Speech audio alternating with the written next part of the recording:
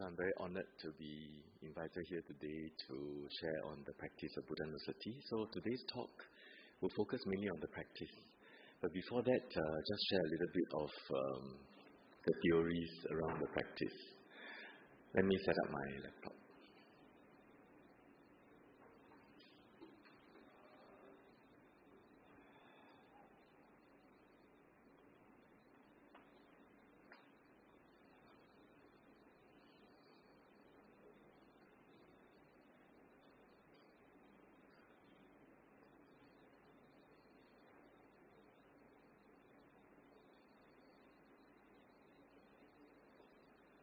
Oh, do we need to do meditation first?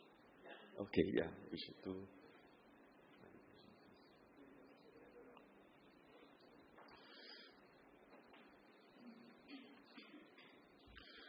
So as we come from our usual morning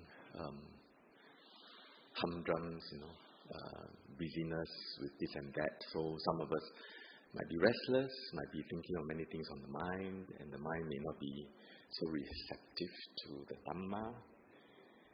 So there's a very good routine that we have at Buddhist Fellowship, that before the Dhamma talk we do a bit of mindfulness practice. So let us close our eyes and sit upright.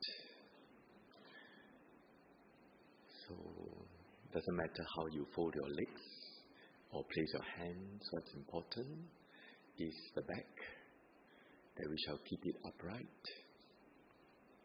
Upright, not stiff like a soldier, but upright as if we are owning our minds, as if we are the king or queen of ourselves, sitting on a throne, confident, committed, and fully present. We begin with mindfulness on the body, bodily sensations. Starting from the top of the head, let us feel the sensations of the skin and the scalp muscles, the very thin muscles covering the skull. You can feel the tone, the temperature, the texture, perhaps even a little bit of vibrations. But let us focus on the flowing sensation, for this will help us relax our tensed muscles. Sometimes the muscles are tensed without ourselves realizing. They reflect the state of our minds. So feel from the top of the head the raw sensations on the skin and the muscles and even the skull, focusing on the flowingness, the water, as if the water flowing down the mountains, down to our forehead, our temples, the back of our head, flowing down to our face, around the eyes. Around the eyes, the muscles sometimes are cringed without ourselves realizing, and we relax them by focusing on the flowing sensations around the eyes. Feeling all the muscles melting away, the tension that's built up over the days of the weeks, down to our cheeks and our jaws, allowing the face to recoil to its most natural position. Not a care in the world of how people see us. Doesn't matter how we appear. Let the face be totally free from having to put up an expression. Focusing on the flowing of the muscles down to our necks, especially at the back. And sometimes we tense up without knowing, allowing the neck bones, the cervical spine to recoil, to a most natural, slightly curved position. And at the shoulder, allow the muscles to release their tension as if they are flowing down the shoulders, down to our arms, allowing the muscles to relax and let the arms gravitate by their own weights all the way to the elbows. And feel the muscles in our forearms, soft, supple, flowing to the wrists and the palms and all the fingers, so relaxed as if they are falling off the bones, almost. And feel the chest, all the muscles around the chest walls relaxed, comfortable, setting the lungs free to breathe on its own by its own reflex. For the meditator is merely an observer of what is natural. No controlling, no participation, no judgment, just observing. The lungs is free and the muscles are soft around the chest. And feel the muscles flowing down to the abdomen, around the back and the front, allowing all the internal organs to rest and relax as if like the cushions in a cabinet, one stacked on top of the other, resting, weighing down, gravitating to the base of the abdomen, the center of our gravity, such that the whole body is stable, comfortable, relaxed. And feel the muscles around our pelvis, around the buttocks, the thighs, soft,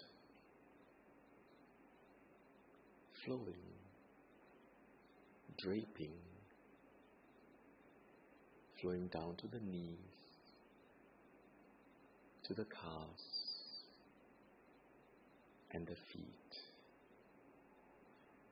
as if all the muscles are flowing all the way to the floors, to the cushions.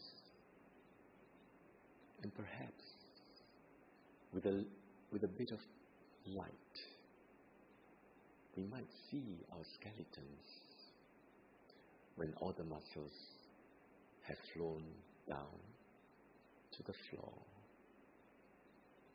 A skeleton, a glistening whitish set of skeletons, of skulls, of bones. Everyone is the same. No one is really special. Skeletons covered in flesh and skin, held together by tendons, ligaments.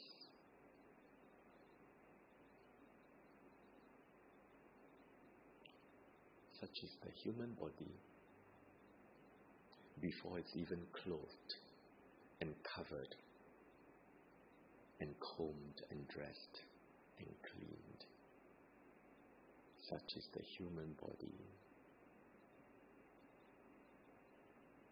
All of us, nothing special, but trying our best to be our best.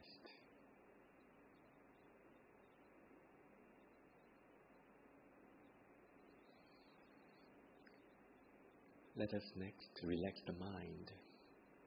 Feel the mind at the base of our hearts.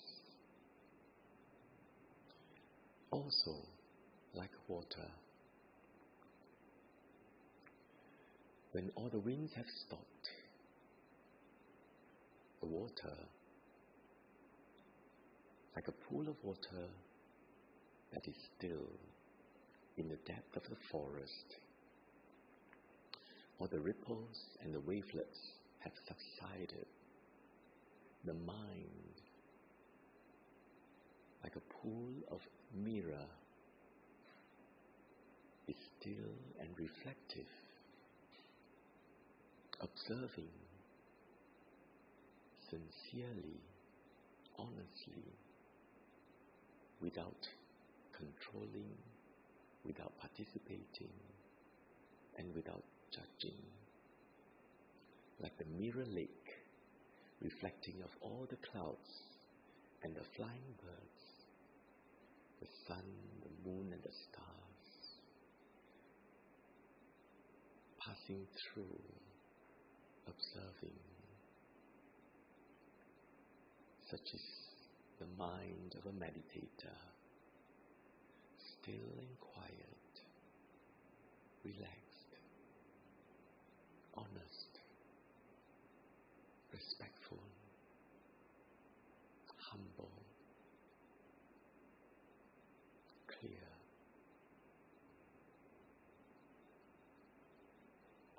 With the body and the mind relaxed, let us bring attention to our breath. The breath in front of our nostrils, above the upper lip. In-breath, we know it is an in-breath. Out-breath, we know it as the out-breath. Like a loyal guard at the entrance of a castle, observing every person that passes through the castle gate, without any interest whatsoever, what they do and who they are, just knowing every person coming in and out, without any clinging, observing. And do remember that the in and out breath was used by the Buddha himself. And so our in and out breath is our portal to the teacher and his teachings. And let us observe the in and out breath respectfully, with gratitude, as if the in and out breath is the Buddha himself.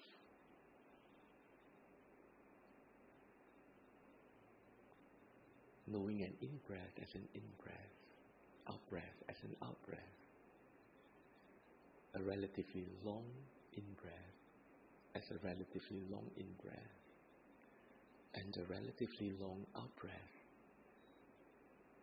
as a relatively long out-breath, and a short breath as a short breath. Stay with the breath throughout its whole duration, allowing the mind to stay with the breath without any gaps of attention, moment to moment. When the mind is relaxed and curious, it can stay with the breath. Like a child playing with a little kitten for the very first time. In-breath and out-breath throughout its course. As the mindfulness deepens, the mind seems to come closer to the breath. And sometimes we feel a little bit tense. We let go and stay with the breath, like a child admiring the Buddha's teachings, full of inspiration, faith, respect. the whole breath throughout its course.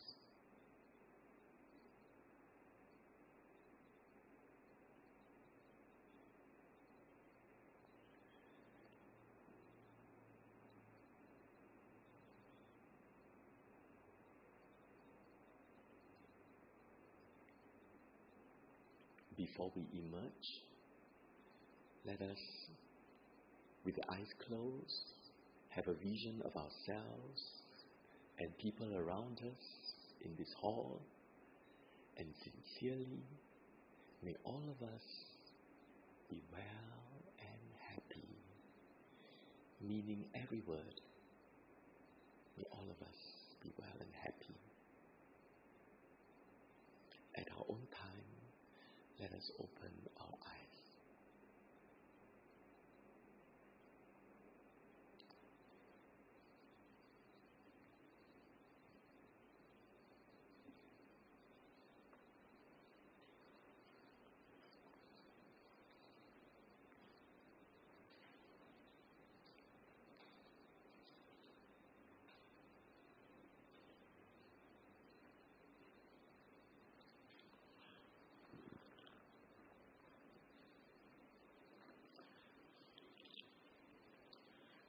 So today we will learn the Buddhanussati together. We'll practice it together. Buddhanussati, Dhammanussati, Sanghanussati, and mindfulness of generosity, of virtues, and deva, they are all complicated meditation objects. So in samatha practice, most of the subjects of samatha are concepts. Some are very simple, like yellow color, white color, and breath. Breath itself is in and out breath, but when there's sufficient concentration, the breath becomes the light, and it becomes a simple object. So, simple object, we can attain to deep concentration. Deep concentration means absorption, or the technical term is called jhana. But complicated object like the Buddhanussati cannot attain to jhana, but you can attain to excess concentration. Excess concentration can be very, very powerful too. I will share a story of somebody who attained to nibbana based on excess concentration, such as Buddhanussati. Later, yeah. So the Buddhanussati is different from the other object like breath and skeleton. So we need to understand what is it about. So theories is important. But more important than theory is the emotion. So Buddhanussati is an emotional meditation. When my teacher taught me Buddhanussati, she said she cried for days after practicing Buddhanussati. Then for myself, when I was practicing Buddhanussati, I was crying throughout the meditation.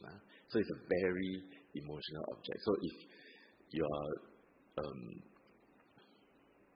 you're soft-hearted, okay, maybe you cry, okay. If you're very hard-hearted, maybe you also do that. So it is okay.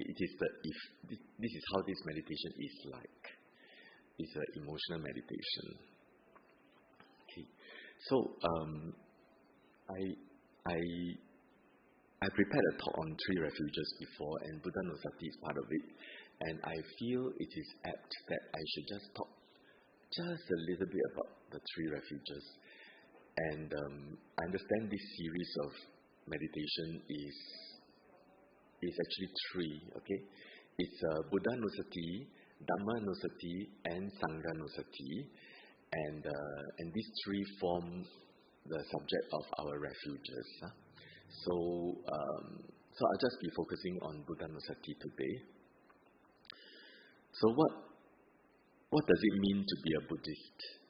So it is in Anguttara Nikaya that the Buddha actually described how is one a Buddhist. It was a conversation he had with, I think, his cousin Mahanama, who was a stream enterer, if I remember correctly, during this conversation. So how, Lord, is one a lay follower? If Mahanama, one has gone for refuge to the Buddha, the Dhamma, and the Sangha, one is a lay follower. So the definition of a Buddhist is taking refuge in the Triple Gem. Okay? But what is the meaning of refuge? We take refuge all the time. What's the meaning of refuge? So, many years ago, Venerable Bhikkhu Bodhi was in Singapore, in Palelai Temple, and he gave a talk on the three refuges. And he said something which I thought, oh, this is so good. He said, it is like a little girl in a supermarket, in the aisles, suddenly cannot find her mum when she was so engrossed with the things on the shelves. And then, full of fear, and then he searched around, and she saw her mum's dress, and ran to the mum and clung onto her legs. So, the mum is the refuge of the little girl. So, refuge is like this. Okay, so imagine we're in a stormy sea, and then it's like there is no end in sight in this storm, this ocean. But suddenly we see a lighthouse and there's a light there. That kind of feeling. So you can feel this for a while. Life sometimes is very good, but sometimes it can be really difficult, confusing. You're lost, and you try your best to think and think and think. You just thinking in circles and you cannot get out of it. It's like there's no end in this suffering and you cannot put an end to it. And then suddenly you remember the Buddha's teachings. I remember the Buddha, or you remember the Buddhist fellowship. You remember one of the days you were here, you were meditating. Oh, such peace. And then you remember your friends, maybe monks and nuns who had ever taught us. So, taking refuge is understanding that we are really like little boys and girls in the forest, Amazon. Okay, Amazon is not always dangerous, but there are dangers everywhere. Okay, there are certain parts of the forest. There are sweet fruits, edible plants everywhere. Beautiful, clear, flowing streams, and there were all little boys and girls playing around and touching here and there. But suddenly there was a sound from the forest. Okay. So we need to take refuge. So we look for older boys and girls to be our refuge.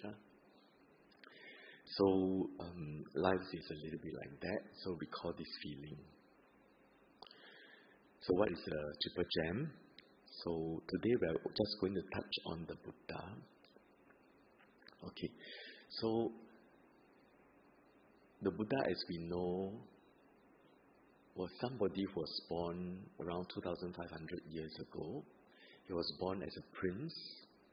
Some archaeologists said that more like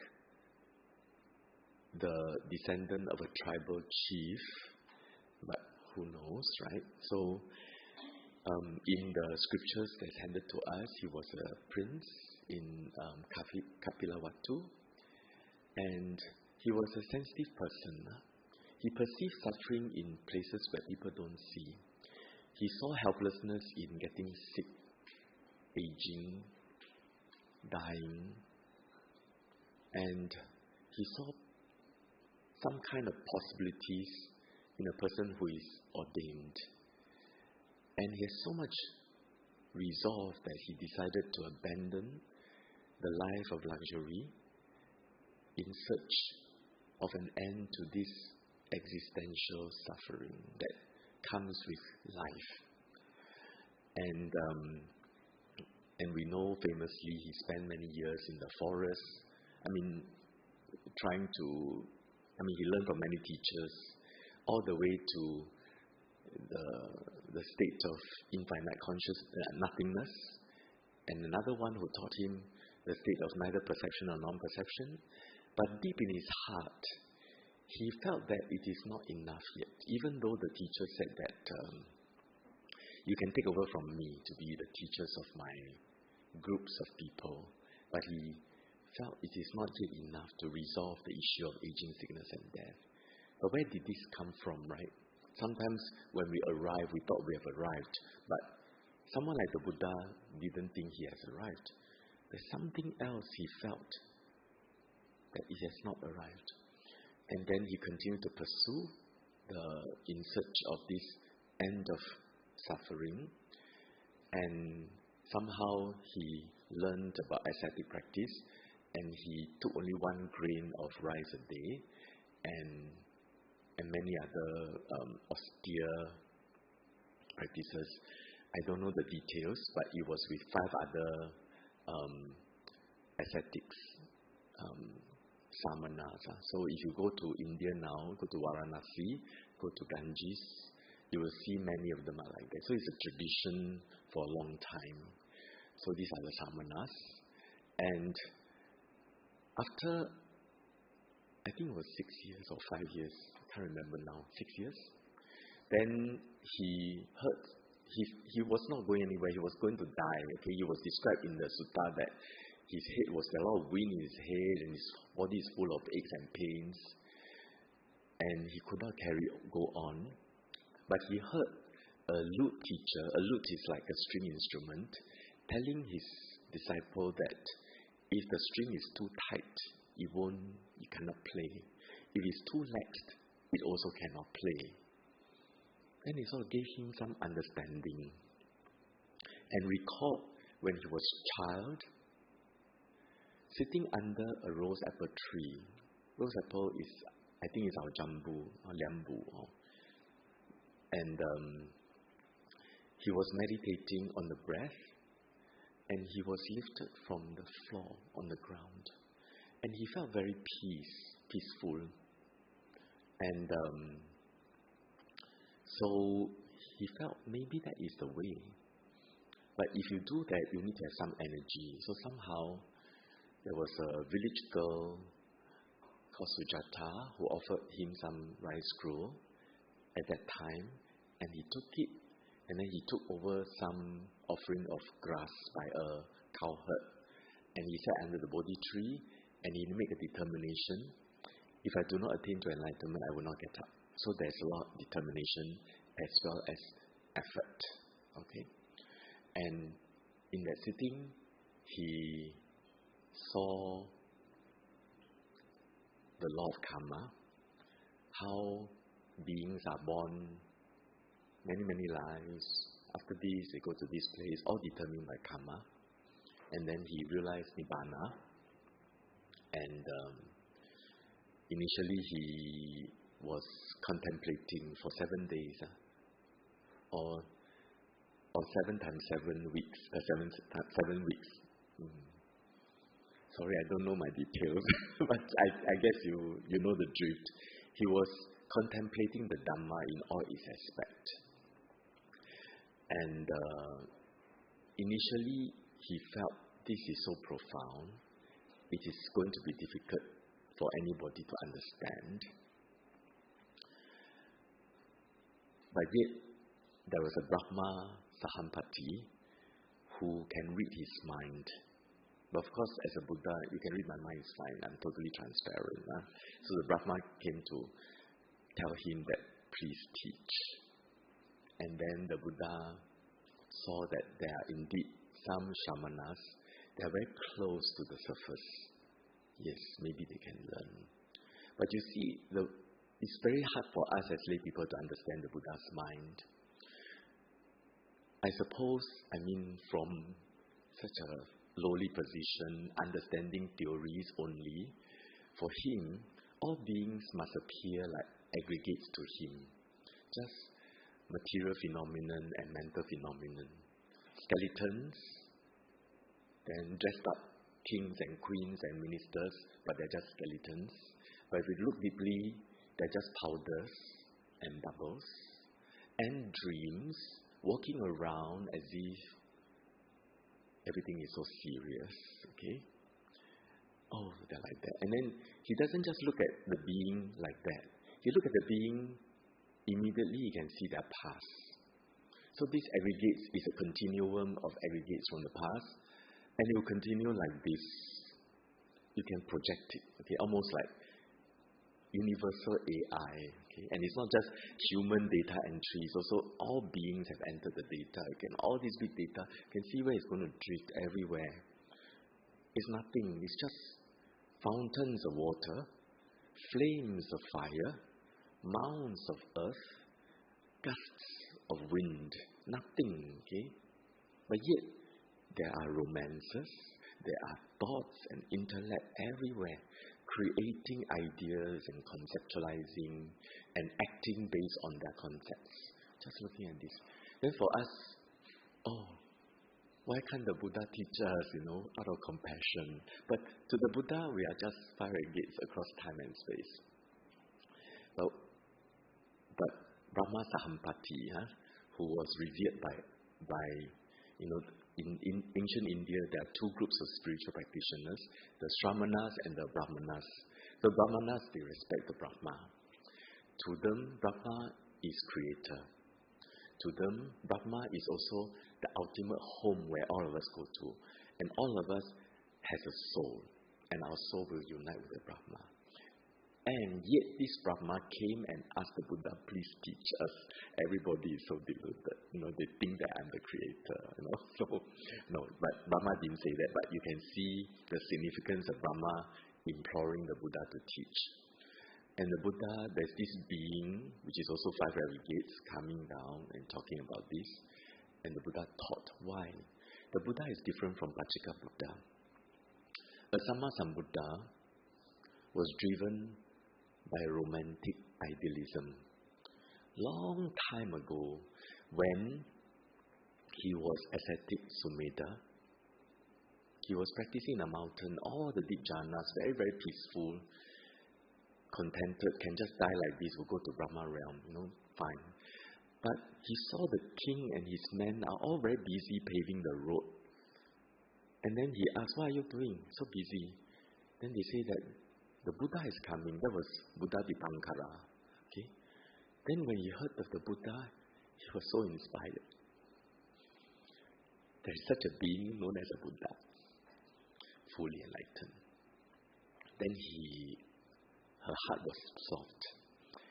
And then he saw the Buddha Dipankara coming in. He couldn't help himself. As part of the pothole, he just lie down there so that the Buddha could walk on him. And he made a wish that he would like to be a Buddha like him. So this is the romantic idealism that he had. So Buddha like him so that he could help all beings. So this compassion drove him.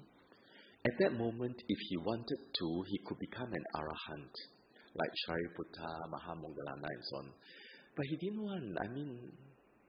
It's just for this idealism, okay, to help all beings. So he wanted to be a Buddha, and Buddha Dipankara saw him and confirmed that he will become a Buddha. And from then on, he was in a journey of aeons and aeons, just in order to be able to be enlightened on his own during the time when the path to Nibbana is forgotten. And this took him to many, many lives as animals or humans. And the last life he was into Sita. And all these lives, he did many, many, many things in order to smoothen the rough edges and to fill all the deficits in the character. And that is what we come to know as the 10 paramis, the perfection of, sometimes I cannot remember the 10, let me try, okay? The perfection of generosity, the perfection of virtues, perfection of renunciation, perfection of patience, of wisdom, of determination, of effort, of truthfulness, of loving kindness, and of equanimity. So every life, at different situations, he was trial and tested. So when he could do this, but he chose not to, he just even sacrificed his life in order to perfect his parami, his perfection. Because what's life? Life is just an episode of 5 aggregates. Okay? So it's just perfection of parami is the meaning of it all, and carry on, until the last life he was born in the family of King Suddhodana to Queen Maya, and then the mother passed away very soon. He was brought up by Pachapati. Okay. And that is why he knew that this is not yet the path, okay, and that he could practice so well and so fast.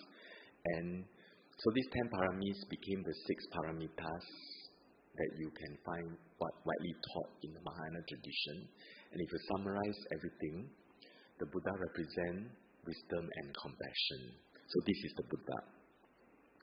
So this is what we are going to practice today, the quality of the Buddha. So I talk about the stories, because this meditation is supposed to be an emotional one. Okay? So let's understand the benefits of Buddhanussati. So when we practice Buddhanussati, okay, after this I'll talk about the Buddha quality and then we'll practice. Okay, the benefits of Buddhanussati.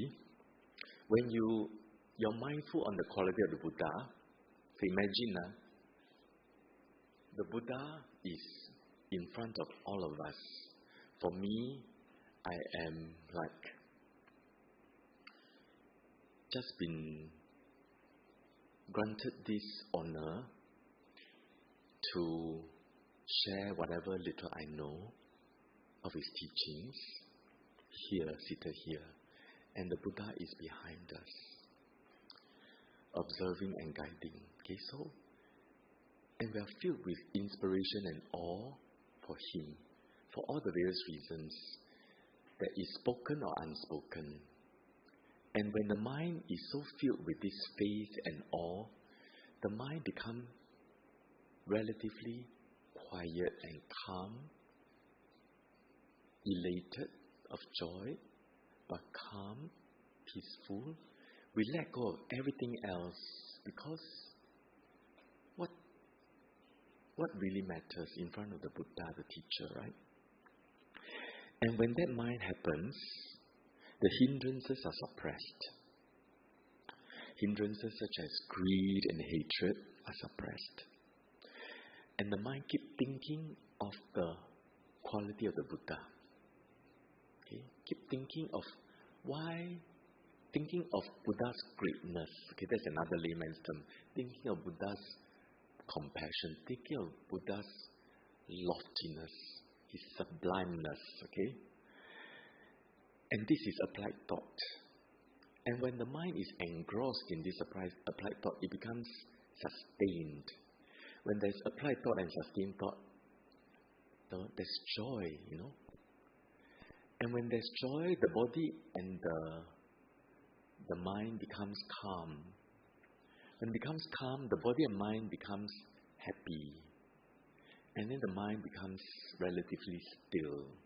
So this is the practice of samadhi based on Buddhanussati. Okay? So owing to the profundity of the enlightened one's special qualities, the greatness, the compassion, the sublimeness is very profound. So we cannot absorb on it, because we always keep being stirred into emotion. Okay? And the special qualities, sometimes we're reminded of this, sometimes we're reminded of that. So we don't really have a stillness like in deep absorption. Okay? But this relative stillness is still very impactful. So with that, we have faith, mindfulness, understanding, and full of merits. Okay? There's a lot of happiness and gladness. We overcome fears, And we are able to endure pain because we are awed by the Buddha's quality. He comes to feel as if he's living in the Master's presence, like we are really in the presence of the Buddha. And his body, when the recollection of the Buddha's special qualities dwells in it, becomes worthy as veneration as a shrine. So our body, when we are mindful on the Buddha, our body becomes full of dignity, okay? Worthy of that veneration. His mind tends towards the plane of the Buddhas, even though our wisdom is so far away, so far away from the understanding of the Buddha, but our mind tends towards it, right?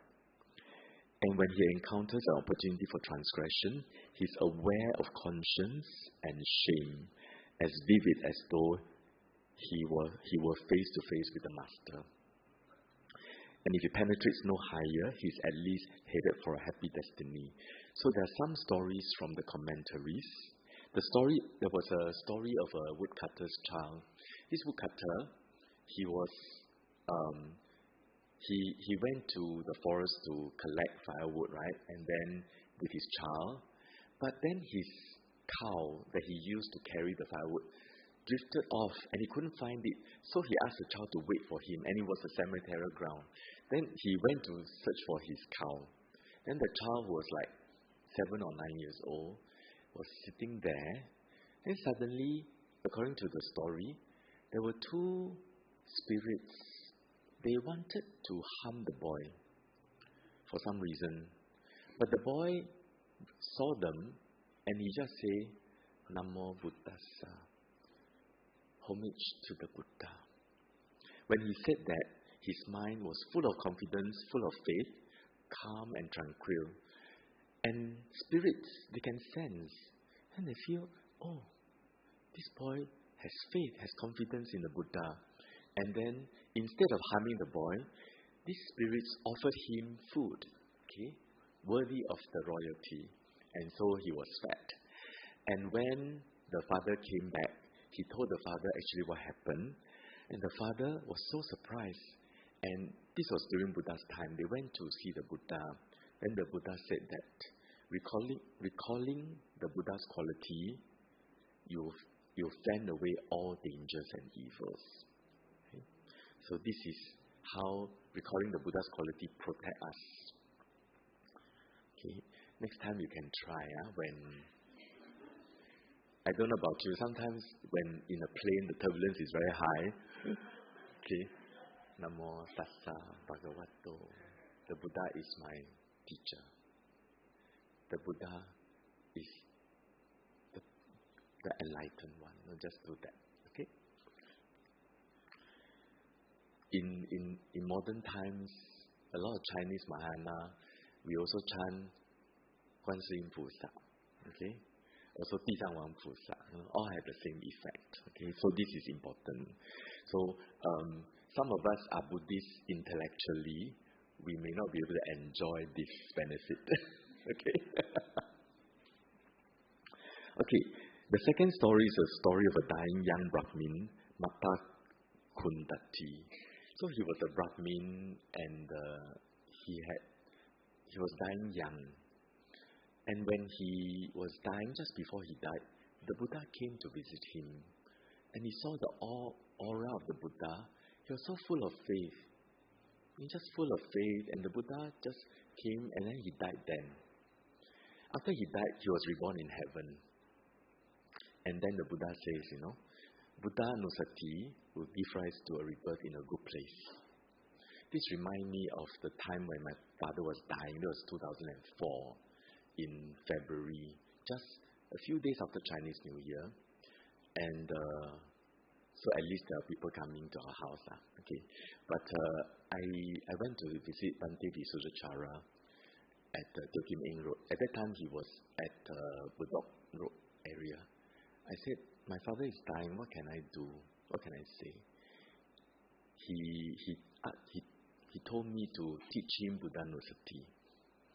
So he's Taiwanese, right? So he taught me. So I said, how do you practice Buddhanussati? So his teachings is this. You have an image of the Buddha in front of him, and then you tell him, 佛陀是阿罗汉. Okay, the Buddha is Arahant. 因为他有清净的戒定慧三学，所以受所有的天神和人类所喜爱。阿罗汉，阿罗汉。He's an Arahant. He's pure in his virtues, in his samadhi, and in his wisdom. So he's loved by all gods and men. Arahant, Arahant, Arahant. So just teach it to him like this. So I did it. My father was a Buddhist, but he's, like most people, intellectual Buddhist. But because his mother was also Buddhist, so at least there's some affinity, maybe even emotional affinity. So in his old age, he liked to read Diamond Sutra. But he always liked to ask me, is there a way that we don't have to die? I said, there's no way. But he liked to read Diamond Sutra, so at least he has some affinity. But he is not really that religious. But when he was dying, I just told him, you can recall the Buddha quality. But the other thing, I don't know whether it's effective for him, but he died very peacefully. And the other thing that Bhante Visarchara taught me is, tell him whatever phenomenon he observed during his dying, regard them as impermanent suffering and non-self. Okay? So that was his advice. So I taught this to my father. Then, of course, I cannot do meditation all the time, so I have to do other things. And thankfully, I'm very grateful to Dr. Ng Wai Chong and her husband came to visit. After that, Bhante Dhammaratana came to visit from Buddhist library, and my father offered him a packet of 𝐿's chrysanthemum tea. Then that day he passed away, while me and my mom was in the lawyer's office, trying to, he hasn't done his will yet, okay? Then suddenly my sister called me, father had just passed away. I was going to cry, but my mom doesn't know I cannot cry in the lawyer's office. But he had a good death. The third story is the story of the elder. His practice is Buddhanussati only. So how he practiced was Buddhanussati until the mind is very calm. Okay? And then based on that, analyze the body four elements like how we did just now, but not just on the flowing, but on earth, water, fire and wind. Analyze until can see ultimately what material phenomenon means, and the mind, and their causes, and observe all these five aggregates and their causes as impermanent, suffering, non-self. Okay? He's doing this all the time, so he has deep understanding of the truth, but not yet Nibbana. Until one day, the Mara conjure an image of a giant monster to scare him. Then he, because of his concentration and his wisdom, he knew this is a Mara. If you can become a monster like this, why don't you conjure an image of a Buddha? Then the Mara became the Buddha image, okay, in front of him. And then he realized that, wow, this is so beautiful, so grand, and so he's full of inspiration as well. Then he know this is Mara. Even a Mara can be like this. What more the Buddha himself? Then he recalled the Buddha's quality. Then he went into deep excess concentration, penetrated reality of the five aggregates and the causes, and he realized arahatship. Okay? So this is one example. Okay, so some people say you must have jhana before you can do vipassana, and then yes, it is true, you must have samadhi, okay, but sometimes excess concentration, not jhana, can be good enough, okay, but not everybody. Most of us, it's good to just guai, okay, practice deep until, but if you practice four elements only, or you practice Buddhanussati, it is possible, it is not impossible to realize Nibbana like an Arahant. So how do we practice Buddhanussati? The source is from this Anguttara Nikaya. as long as he recollects the special qualities of the Buddha in this way. For this and this reason, the Blessed One is accomplished, is the translation for Arahant, is an Arahant, is Sammasambuddha, is Sugato, Lokavidu, Purisa Dhamma Sarati, Sattha Deva Manussanang, Buddho Bhagavati. Okay? Because this and this, he is an Arahant. Because this and this, he is a Sammasambuddha, and so on. This mind is not obsessed by greed, not obsessed by hatred, not obsessed by delusion. In summary, this mind, the hindrances are suppressed. His mind is rectitude on the occasion, being inspired by the Blessed One, by the Perfect One. So, the meditation on the Buddha's quality is like a prolonged feeling of inspiration. You're inspired for a whole hour. Okay? This is how the meditation is like. So, there are 9 qualities of the Buddha. We will practice only the first one, the one called accomplished or Arahant. Okay? I'll just read them out and explain, and then we will just sit based on the first quality.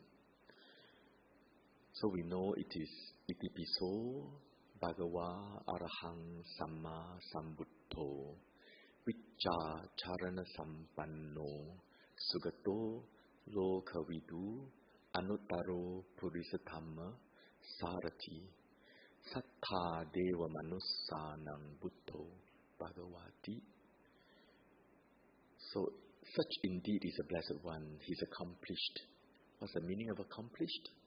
He is pure in his virtues, in the concentration of the mind, and in wisdom. And he is fully enlightened. What's the meaning of fully enlightened? He has discovered all things rightly and by himself, over lives and lives of perfection of character. So remember the story of the Buddha I mentioned. After meeting Buddha Dipankara, he perfected all the paramis. That's why by himself, without a teacher in his last life, he could be fully enlightened, even though it is so tempting that the 8 jhana could be enlightenment for him, but he didn't think so. And he could teach. The third quality is Vicca Charana Sampanno, endowed with clear vision and virtuous conduct. So this means there is clarity of knowledge and purity of conduct. It also means the Buddha is omniscience. Omniscience in the sense that whatever can be known is known. And he had great compassion. Okay, he's fully harmless, and whatever he does, it is out of the intention to benefit all beings. Okay, great compassion. Sublime, what is sublime? Sugato is 善事. Chinese translation is also very meaningful. Gone rightly. So sublime, Sugato. Sugato comes from the word Gata. Gata is gone. So Sugato, sublime, means gone rightly by the noble path, blameless. So the Buddha's being gone is blameless. He's gone rightly through the Noble Eightfold Path. Noble of the worlds. He has known the world in all ways. So actually every meaning has many, many stories. I referenced Visuddhimagga. They use a lot of stories from the suttas. For example, one example is the conversation with Rohitassa. I don't know whether you heard of this sutta. Rohitassa was a seer, ascetic. He wanted to find the end of suffering. So he used his psychic powers and traveled the world across the stars. Okay? He just wanted to make an end of the world because he thinks the world is suffering. You can see his pain. But he died traveling and became a deva called Rohitassa. And then he went to visit the Buddha in Jetavana, and the Buddha says, you can't make an end to the world by traveling. Then Rohitassa, I'm so glad somebody told me this, so there's no way to end the suffering, thank you. So he wanted to end it, but the Buddha says, I didn't say there's no way to end the suffering. He says, you need to make an end to suffering by making an end to the world, but the world cannot be ended by traveling. the world is in this fathom long body, in this body. It is in these 5 aggregates. N is causes. So this is the end of the world. So this is the knower of the world. So nobody knows the end of the world like the Buddha. And the Buddha knowing of the world is not just this world, it's also across time and space. Beings, maybe aliens. Recently I heard a talk by 𝐍𝐠 Rinpoche. He said, if you study Avatamsaka Sutra, it seems like there are a lot of aliens and the Buddha was talking to. So also there are many worlds in this world system. The Buddha taught this is not the only world. There are many worlds. So the Buddha is the knower of the world. Incomparable leader of man to be tamed. So no one more distinguished in virtues, concentration, understanding, deliverance, and knowledge, and the vision of deliverance to lead the being. So he's the best leader of man to be tamed. So the examples of Nalagiri, the elephant, who was drunk, and then the Nigantha, the disciple of the ancient, the founder of Jainism, right? And then also Yakas, like Araka, the demon, he also tamed. Teacher of gods and men. So there are many stories that he taught the Devas too. Teaches by means of here and now and by life to come, and of the ultimate goal accordingly to all who are capable of progress. Enlightened. Everything that can be known has been known by him. Blessed. Blessed Bhagawa is an honorific term. It is the highest honor. So if there's anyone who is worthy of the highest honor, it is the Buddha. Okay? So these are all the meaning. So we just focus on Arahant. I'll share with you how I was taught. So first we look at the image of the Buddha, like the Buddha in front of us. But you can also recall an image of a Buddha that you look at it, immediately you feel very happy and inspired. See the image as if the Buddha is here. Okay? And then remember this image of the Buddha. And let us close our eyes. We can imagine we're in the presence of the Buddha. And let us acknowledge our imperfections in front of him, of our 5 aggregates, throughout our samsara. Must have been so imperfect. We just acknowledge and confess in front of our teacher, the Buddha.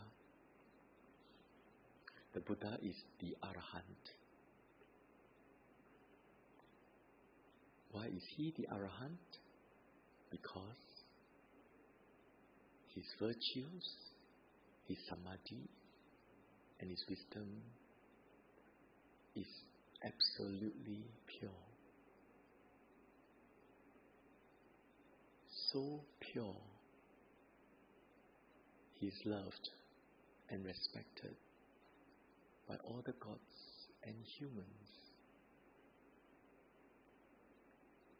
Arahant, Arahant, Arahant.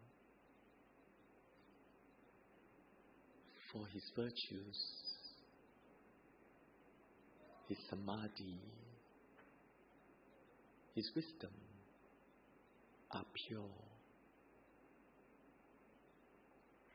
so that he is loved and respected by all the gods and humans. Arahant, Arahant, Arahant. Purity in virtues, stillness, wisdom, loved by all, by all. Arahant, Arahant, Arahant. Recalling the Buddha's image, reflecting on the meaning of Arahant, Arahant, Arahant, purity in virtues, in samadhi, in wisdom, loved by all. Arahant, Arahant, Arahant. Purity in virtues, in concentration, in wisdom, loved by all gods, humans, Brahmas, animals, spirits. Arahant, Arahant, Arahant. Pure in virtues, concentration, wisdom. Absolutely pure. Not a trace of imperfection.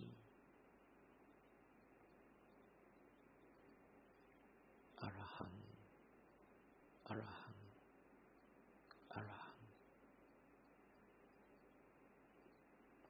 Arahant, Arahant, Arahant.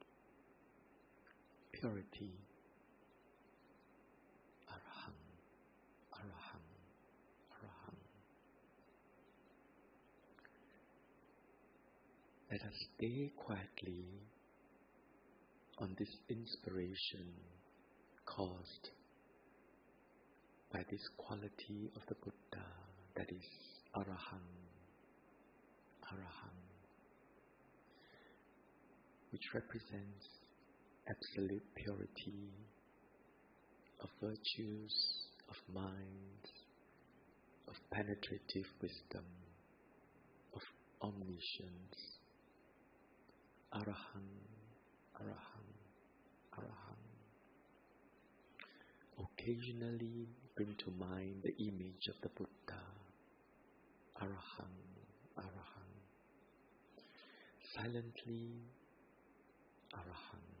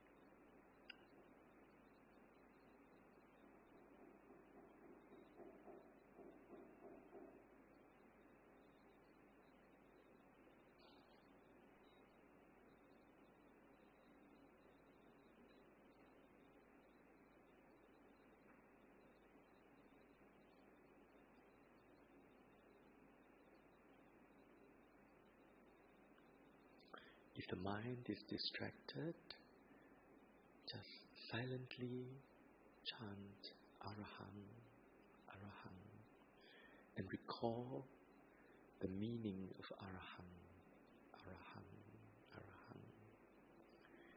The object of this meditation is the meaning of the term Arahant, which describes the quality of the Buddha.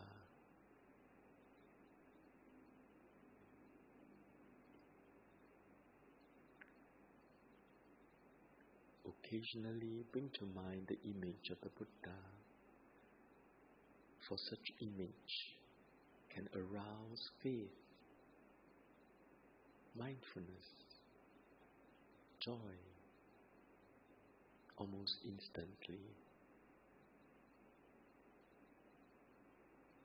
Arahang, Arahang, Arahang.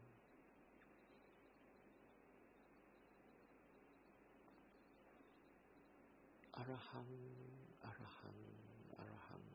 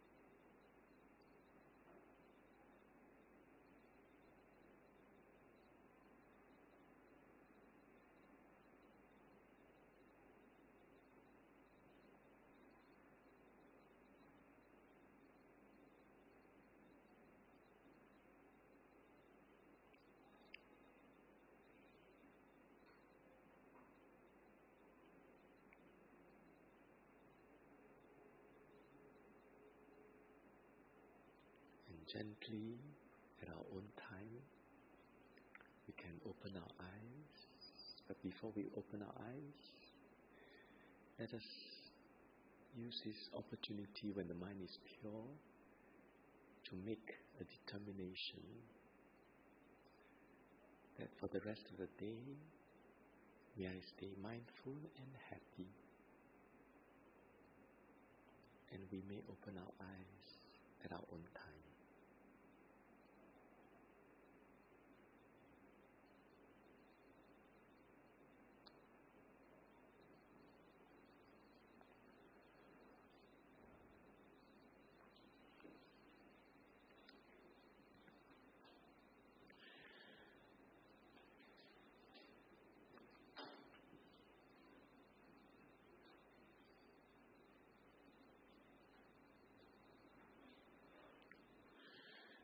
So this ends today's sharing.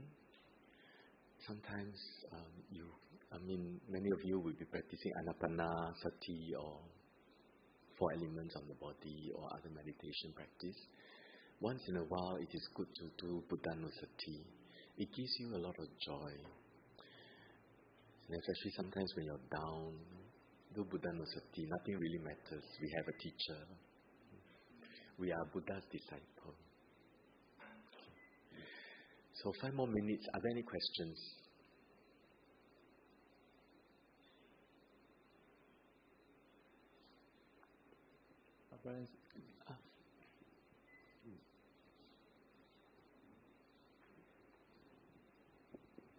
Thank you, Brother. You say that we can, in our mind, chant Arahant, Arahant, Arahant. What we have learned before also is, chanting the Buddha's quality, like Buddho, Buddho, yes. Buddho. Yeah. So what's the difference? Buddho is the 8th quality. The 8th quality is, Buddho means awaken. So awaken to defilements, awaken from defilements, awaken to Nibbana, so awaken to omniscience. Whatever that can be known, how anything arises. He mentioned that in order for you to be enlightened, you only need this. But he knew more than that. He knew how the world even started. In the Aganya Sutta, he talked about it. He knew all the beings living in very faraway places, all the Brahmas. And even for the Brahmas, like Brahma Bhakka, he thought he was a creator. But the Buddha says there are Brahmas even higher than you. Okay? First Jhana Brahma, second Jhana Brahma, all the way to immaterial Jhana Brahmas. And he knew Devas, all the realms of Devas, and he knew all the beings in other worlds, and he even know Pretas have many, many forms. So he is fully awakened. He's no longer like the rest of us, like still struggling in our dreams. Sometimes, or he's not like us, little boys and girls in Amazon forest. Okay, so he's fully like this is not a safe place. Okay, so Buddho, Buddho, Buddho really is the meaning behind the Buddho. So if we say Buddho, it makes us feel inspired and connect with the Buddha. This is Buddhanussati. Yeah, I understand there are some teachers who teach Buddho. I see this as Buddhanussati. Yeah. Thank you, Dr. Ng. So I think the next question, brother. Thank you, Doctor, for the talk. My question is about meditation. I read yesterday that all the great prophets, Buddha, Jesus, Muhammad, and so on and so forth, even the Indian gods, all that, they meditate. So can you elaborate a bit on what differences in their meditation? Because all do meditation, including Muhammad. Yeah. So, my own understanding is this.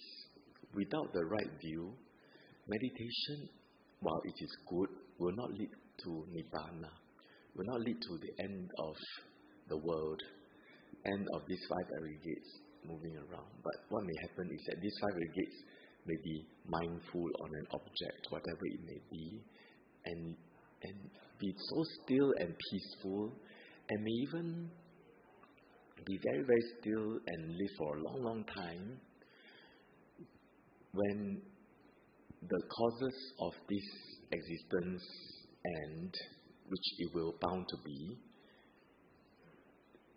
the karma will cause rebirth in a different plane. So that's the difference. So meditation is not exclusive to the Buddha. Mindfulness is not exclusive to the Buddha.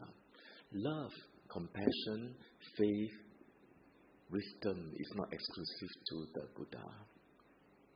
But the right view of the Four Noble Truths. Before understanding Four Noble Truths, the right view is about the law of karma, beginningless past, and as long as ignorance and craving is not eradicated, it will be endless future. So this is a right view. And when we become fully enlightened, the right view is the view of the Four Noble Truths. Yeah.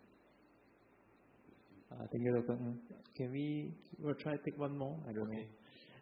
So just some corrections. In the beginning, I mentioned that Buddhanussati, actually the meaning of Buddhanussati is a recollection of the Buddha's quality. So what Dr. Ng has shared with us today is one of the methods of meditation, which is recollecting the qualities of the Buddha. And I think brothers and sisters, just now you all have already experienced, tried out. Actually, it does can increase your faith and joy instantly when you try this method. So, any brother and sister, one more question for Dr. Ng? Because this talk itself, I personally find it very inspiring and interesting, because most of the methods that have been taught are actually regarding the four elements, regarding metta, but Dr. Ng have delivered very good on Buddhanussati. The brother.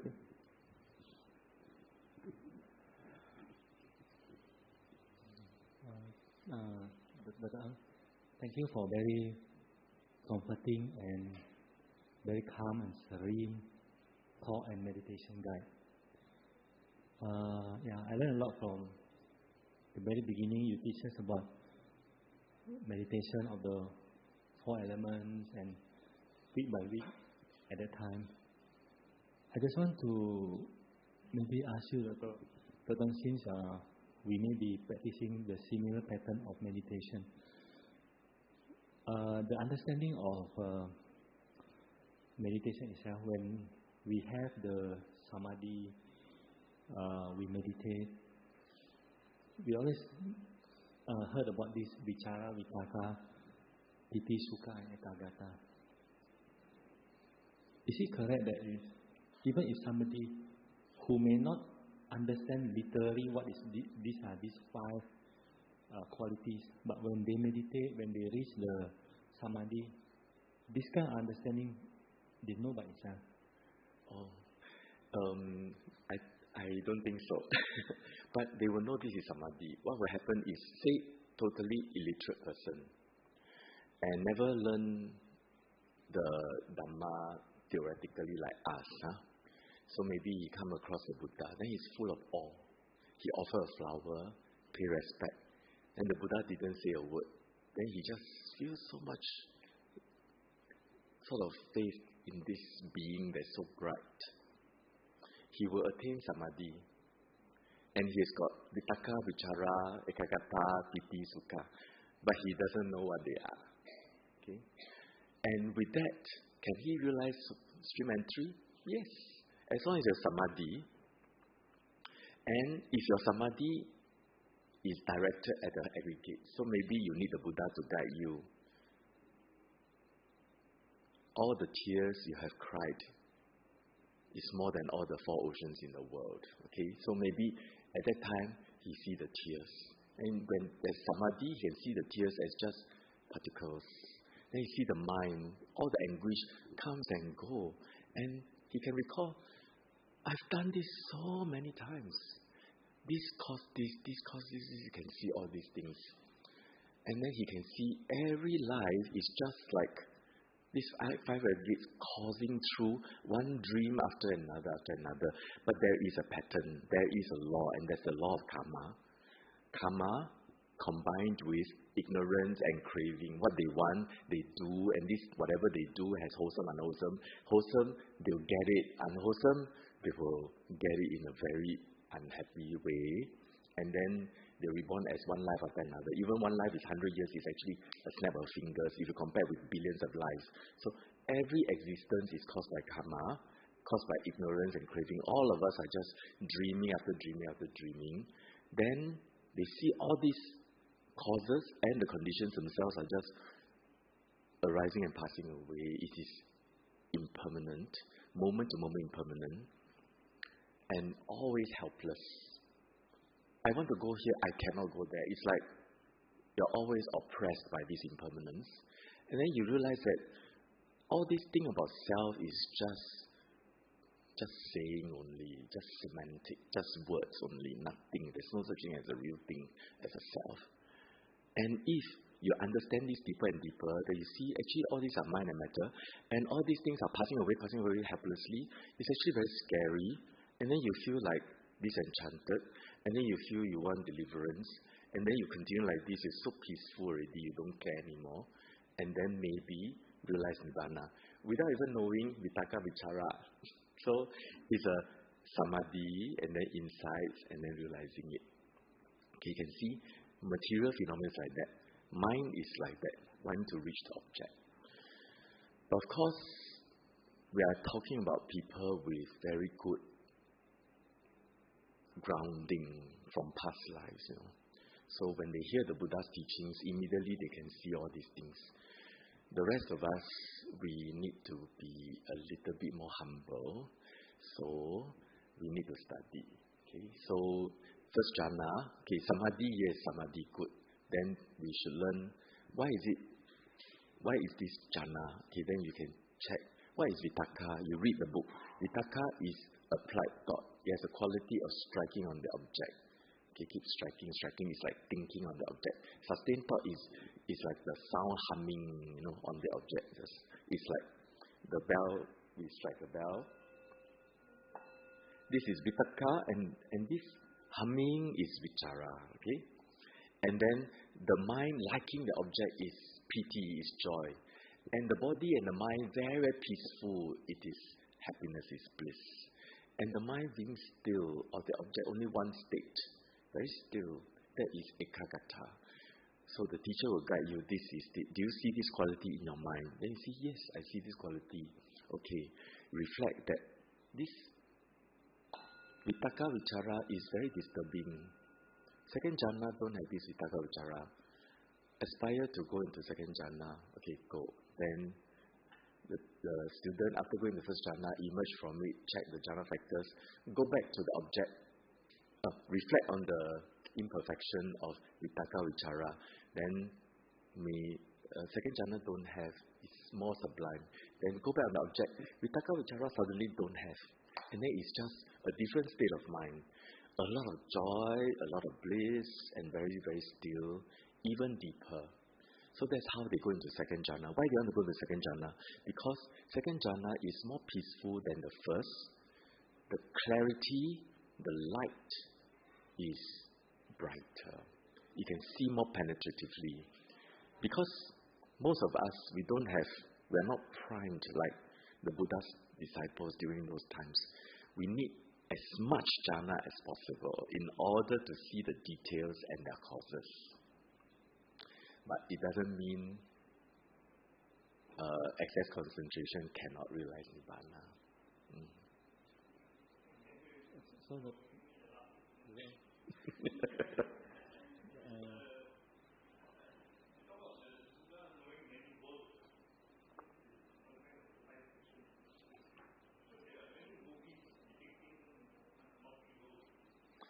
everything, everywhere, all at once. Yeah.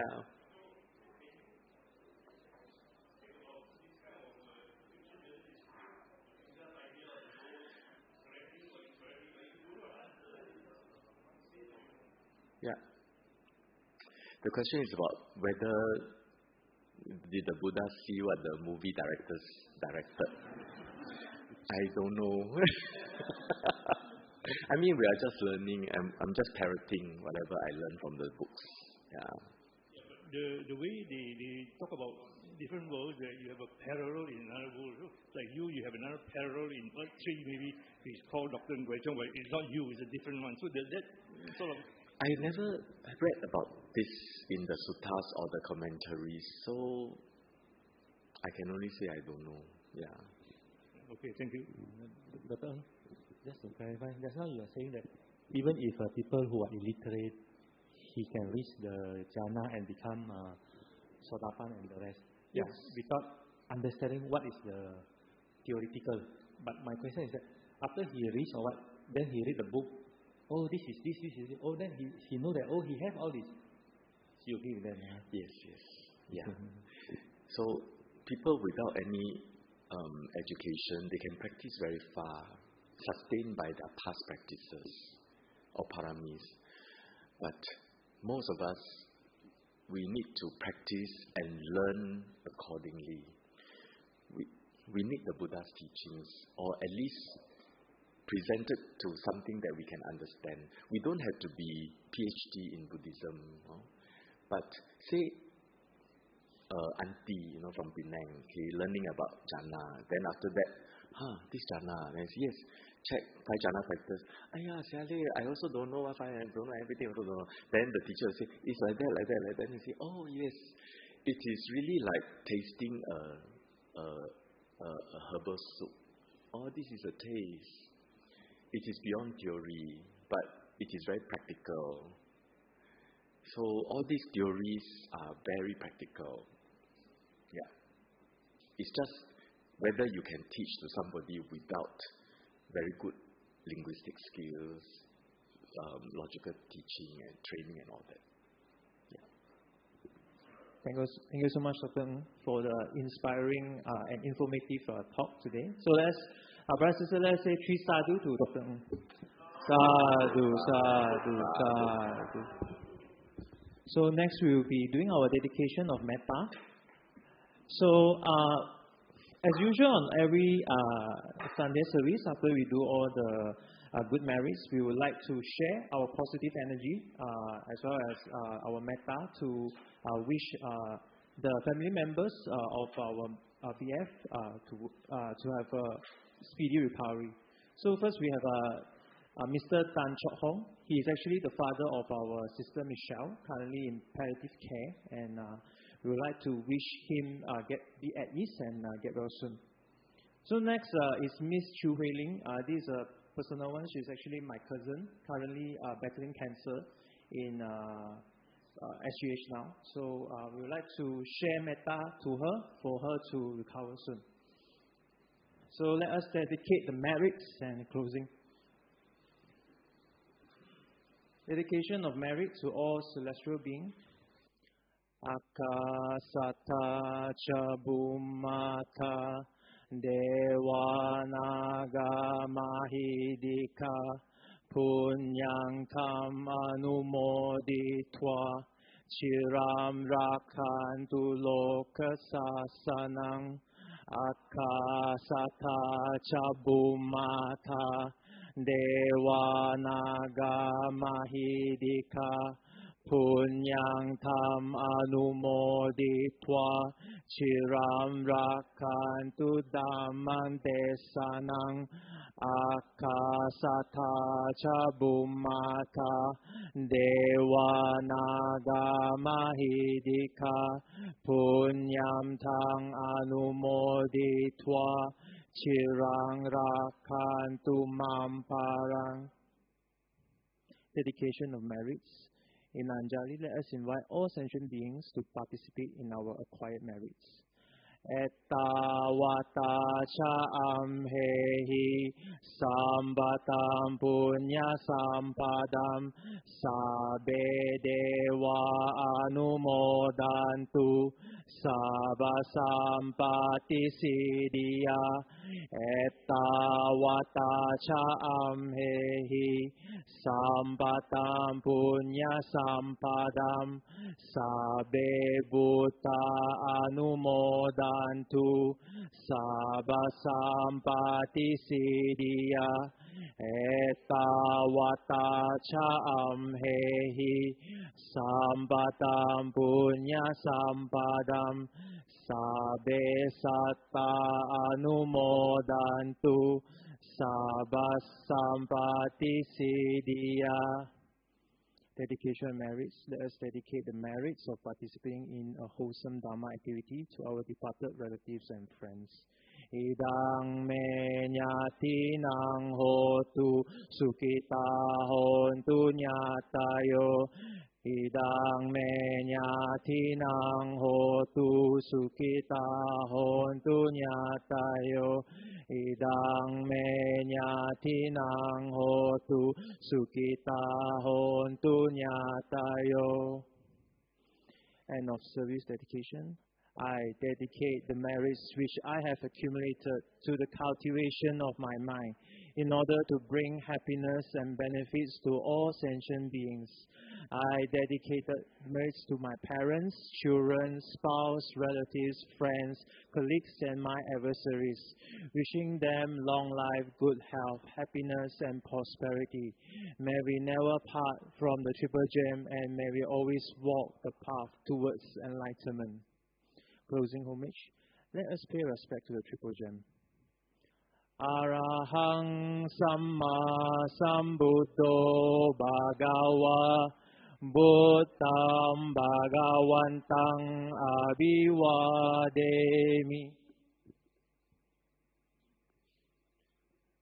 Swakato Bhagavata Dhammo Dhammang Namasami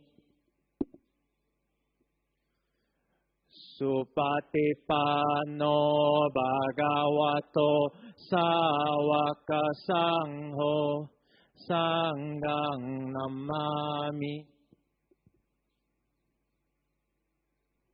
Sadhu, Sadhu, Sadhu.